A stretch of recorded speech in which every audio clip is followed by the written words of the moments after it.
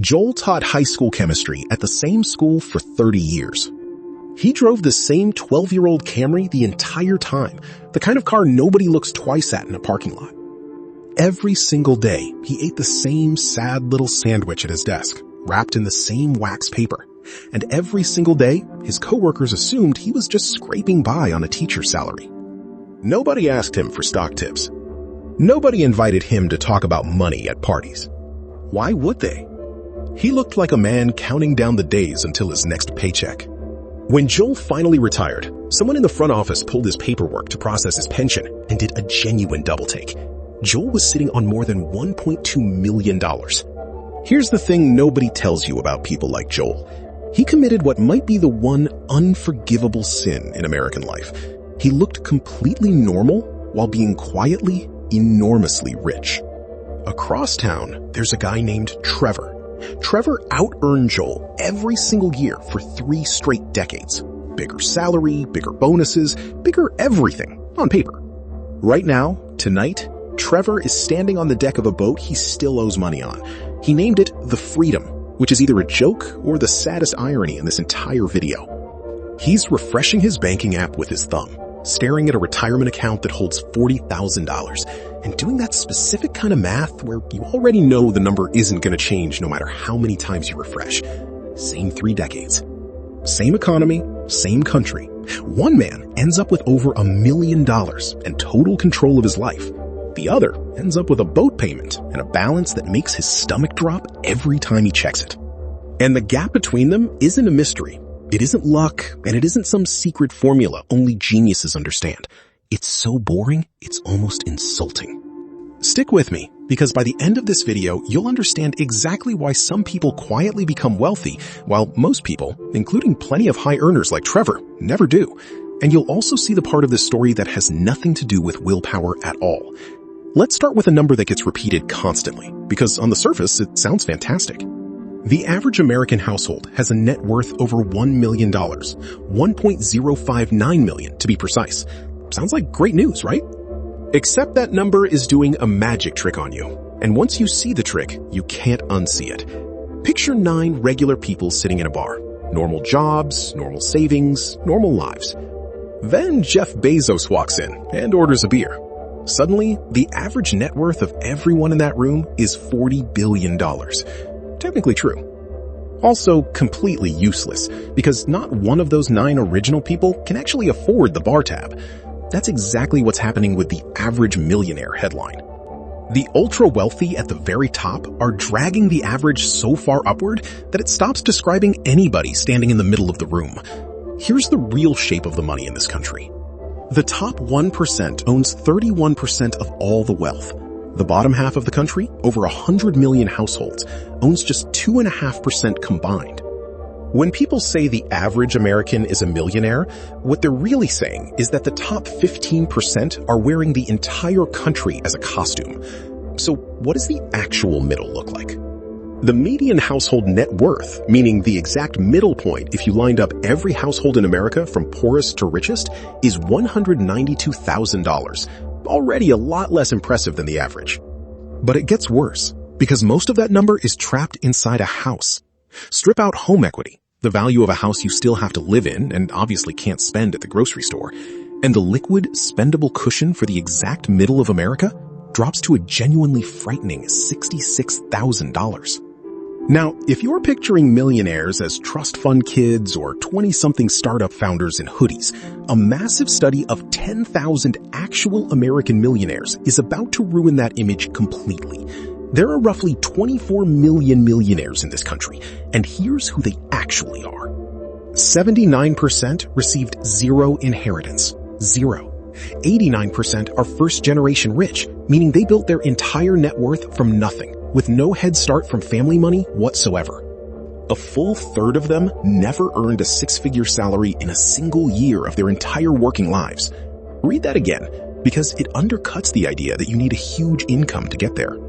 And 93% of them credit their success to something almost embarrassingly unglamorous. Plain, boring consistency, repeated for decades. Even their careers break the stereotype. Most of these millionaires graduated from ordinary public state universities, not Ivy League schools with marble libraries. The top 5 professions among them are engineer, accountant, teacher, manager, and attorney. Let that sink in for a second. Statistically, the person grading your kid's high school chemistry quiz is more likely to retire a millionaire than the doctor who does your annual physical. It's not about the size of the paycheck. It's about what happens to the paycheck after it lands in the account. That difference has a name, and once you see it, you'll start noticing it in every relative, every coworker, every friend who should be rich but somehow isn't. Researchers split people into 2 camps, the income statement affluent and the balance sheet affluent. The income statement affluent are the Trevors of the world. They look rich. Big salary, big house, nice truck parked out front. But their actual net worth is basically a rounding error, because every dollar that comes in immediately finds a reason to go back out. When Trevor gets a $12,000 raise, watch what happens in slow motion.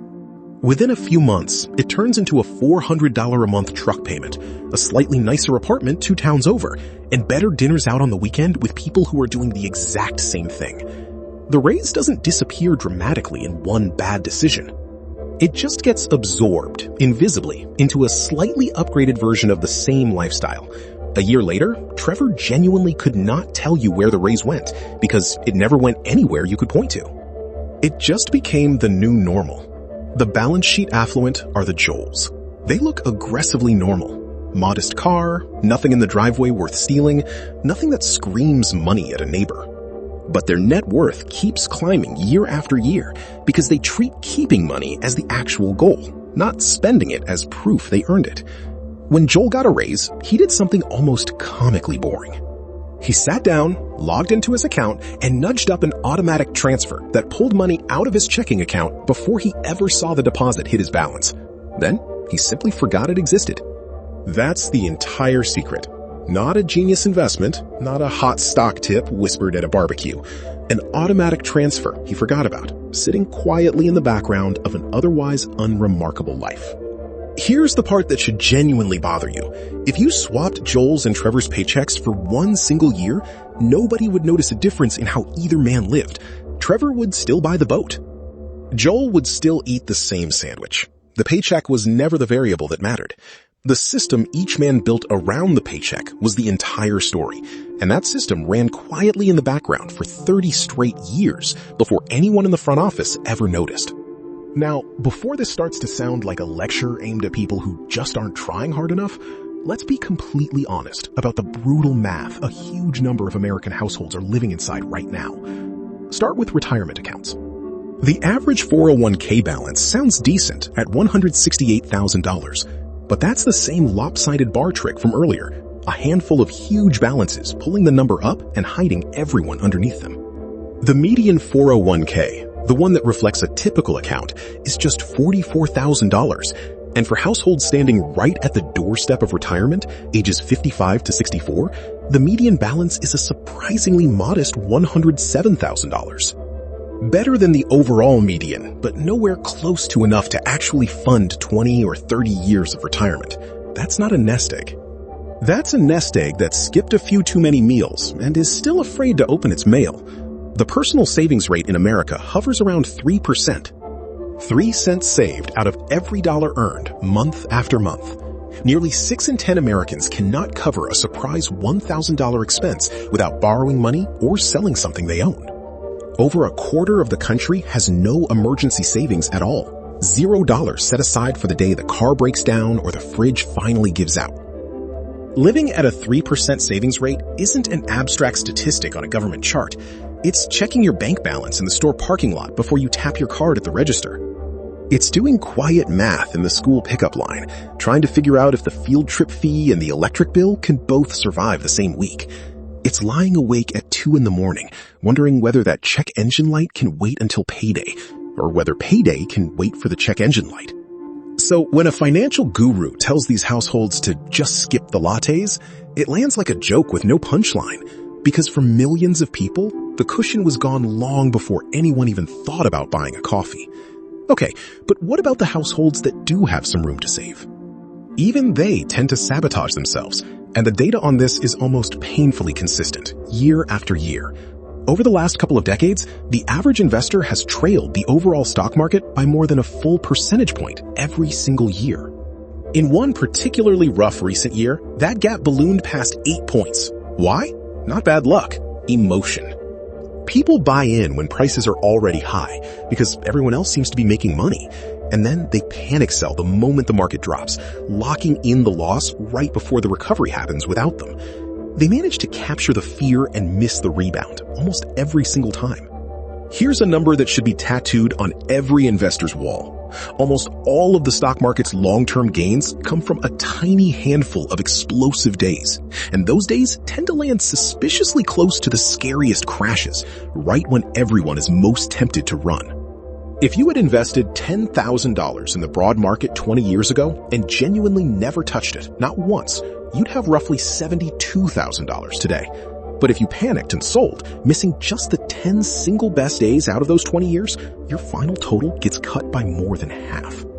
10 days out of roughly 5,000 trading days quietly decide whether you double your money or barely beat inflation. Then there's the cost of simply waiting, which compounds in a way most people never actually sit down and run the numbers on. The broad American stock market has historically returned around 10% a year, or about 7% after inflation. To reach $1 million by retirement at that 7% return, starting at age 30, requires putting in roughly $610 a month. Wait until 40, and that number jumps to $1,300 a month, more than double. Wait until 50, and you're now looking at over $3,200 a month, an amount most households simply cannot find. Every single decade you wait effectively doubles the financial toll, because you're not just losing money, you're stealing the one ingredient compounding actually runs on: time. Picture two coworkers, hired the same year, same starting salary. One of them starts that $610 monthly transfer the week she turns 30. The other keeps meaning to start next year, and finally does at 40, now paying more than double just to land in the same place by retirement. 10 years of hesitation, and the second coworker will spend the rest of her working life paying an interest charge on her own procrastination, one that compounds every single month, whether she thinks about it or not. So far, this has all been about behavior, and it would be easy to walk away thinking wealth is purely a matter of discipline. But let's be fair to the people who are doing everything right and still can't get ahead, because for millions of Americans, this isn't a willpower problem, it's an architecture problem built into the system long before they ever got a paycheck. Start with the single most powerful wealth building tool that exists, the 401k, with its automated investing, its tax breaks, and its free employer match sitting on the table. That tool is completely unavailable to 42% of full-time workers in this country. And the access gap breaks down exactly backwards from what you'd expect. 79% of the lowest earners have no access to one at all. Meanwhile, only 18% of the highest earners lack access. Picture a government program that hands out free umbrellas during a storm, but only to the people who are already standing indoors, dry, and never actually needed one. Think about what that looks like for a real person. Someone working the register at a retail store, or driving a delivery route, or covering overnight shifts at a warehouse can be every bit as disciplined as Joel. She can want to save.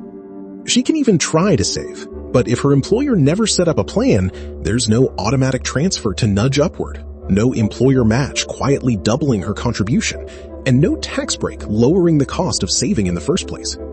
She isn't failing to build the habit. The tool to build the habit was never handed to her. Then there's the floor everyone is trying to build wealth on top of, and that floor has been steadily tilting for decades. Since 1980, wages for a typical worker have barely crawled forward, adjusted for what things actually cost. Meanwhile, the cost of housing, healthcare, and college has gone completely feral. Historically, a home cost around 3 times a household's annual income. Today, it's over 5 times, sometimes far more in coastal cities. All the surplus money that previous generations used to invest in their 30s has simply been eaten alive by the basic cost of having a roof over your head, a functioning body, and a college degree. And here's the part that stings the most. Economic booms, the times when the stock market and real estate are surging and everyone talks about how great the economy is doing, only reward people who already own a piece of the boom before it starts. You can only ride the wave if you already own a surfboard. That's exactly why wealth gaps, including the enormous dollar gap between typical white families and typical Black or Hispanic families, tend to widen during booms instead of shrinking the way you'd hope. The people already holding assets get an automatic tailwind pushing them forward. Everyone else just watches the wave from the beach, working just as hard, saving what little they can, wondering why the news keeps calling this a great economy. This is the part financial advice videos usually skip because it's uncomfortable and it doesn't have a tidy 3-step fix. Owning even a small slice of the market before a boom starts is what turns "the economy is doing great" from a headline into an actual deposit in your own account. 2 people can work identical hours at identical jobs, and only one of them benefits when the news says stocks are up, purely because of a decision made years earlier about whether to own any assets at all. So where does that leave you, sitting here right now? Here's the actual strategy, the one Joel and every quiet millionaire in that study of 10,000 people eventually stumbled onto. And fair warning, it is somehow less exciting than assembling a piece of flat-pack furniture. Step 1.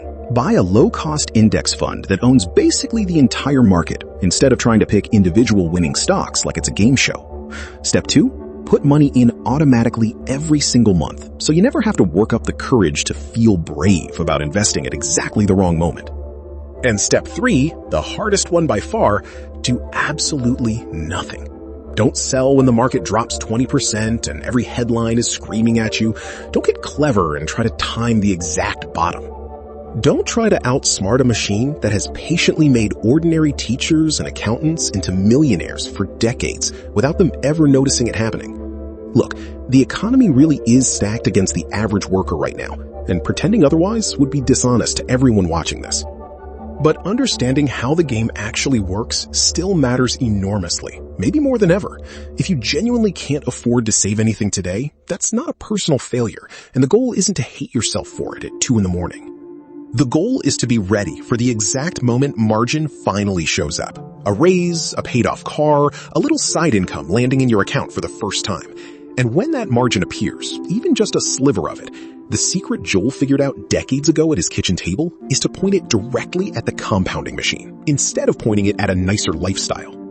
That's the entire difference between the Joels and the Trevors of the world. Not smarter investing, not a bigger paycheck, just the quiet, repeated choice to spend 30 years actually being wealthy, instead of spending 30 years looking like it. If this changed how you think about your own money, hit subscribe, drop a like, and tell me in the comments, are you an income statement person or a balance sheet person? I read every single answer.